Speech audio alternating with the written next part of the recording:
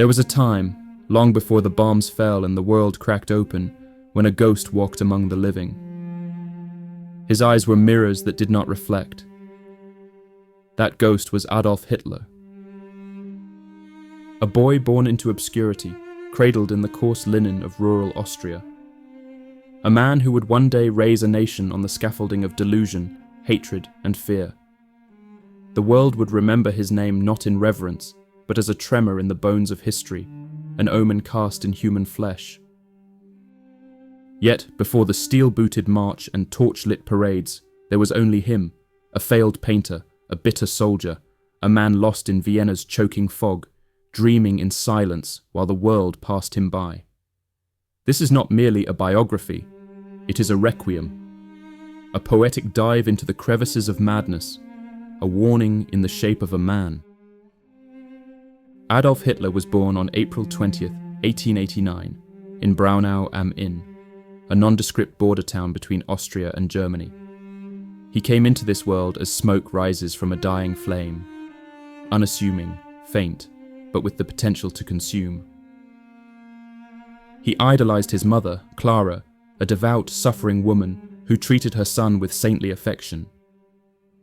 His father, Alois, however, was a domineering customs official with a stiff moustache and an iron will.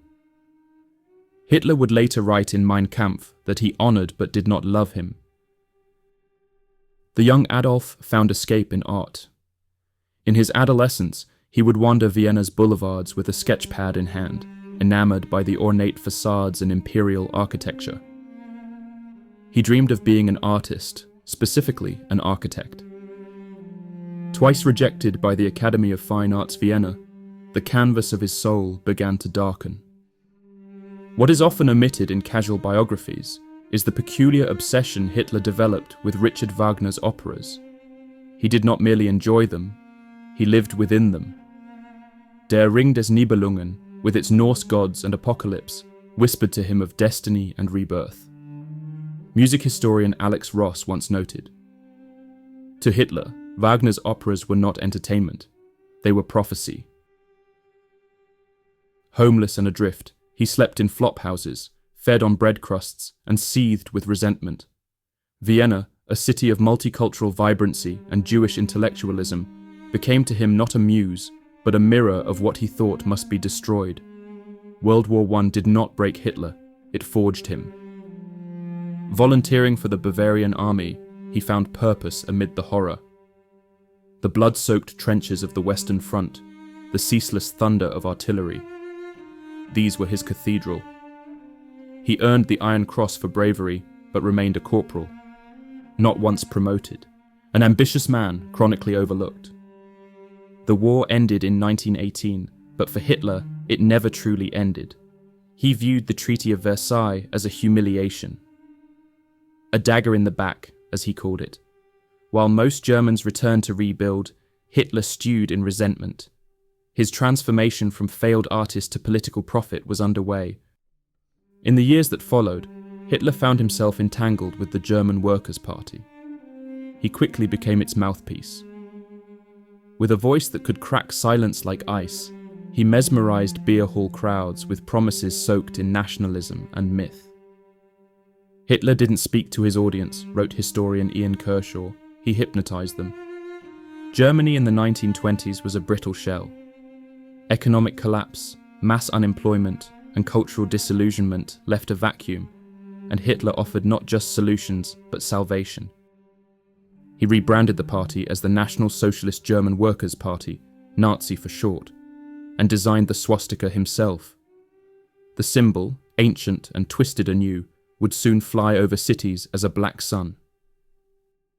His failed coup in Munich in 1923, the infamous beer hall putsch, landed him in prison. But even here, he was theatrical. He dictated Mein Kampf to his deputy, Rudolf Hess.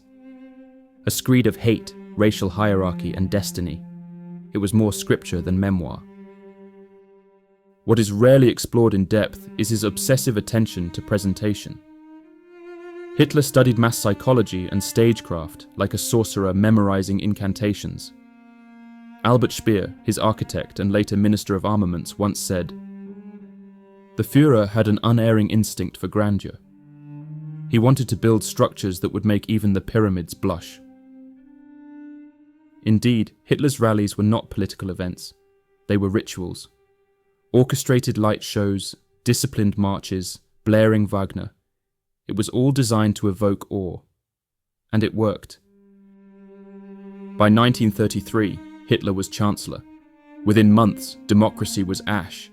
The Reichstag burned, and so did civil liberties. The Night of the Long Knives purged dissent within his own party. The machinery of terror began to turn, slowly at first, then with ruthless efficiency. By 1939, war returned to Europe. Hitler's gamble for Lebensraum, living space, meant the annihilation of entire populations. Poland fell, France fell, and the gates of hell opened in the east. The Holocaust, his final, most horrific solution, was not merely a policy. It was ideology made flesh. Factories of death, bureaucracies of genocide, over 6 million Jews, millions more of Roma, disabled, dissidents, homosexuals, erased. Historian Timothy Snyder writes, Hitler saw the world as a racial laboratory, and his war was not against countries, it was against categories of people. Less often discussed is Hitler's fixation with occult ideas. His inner circle flirted with astrology, runes, and esoteric Nordic mysticism. Himmler, with Hitler's approval, funded archaeological expeditions to find Atlantis and the Holy Grail. Searches driven not by science, but by myth. The SS even had their own rune-based alphabet. This was not a political regime. It was a cult masquerading as a government.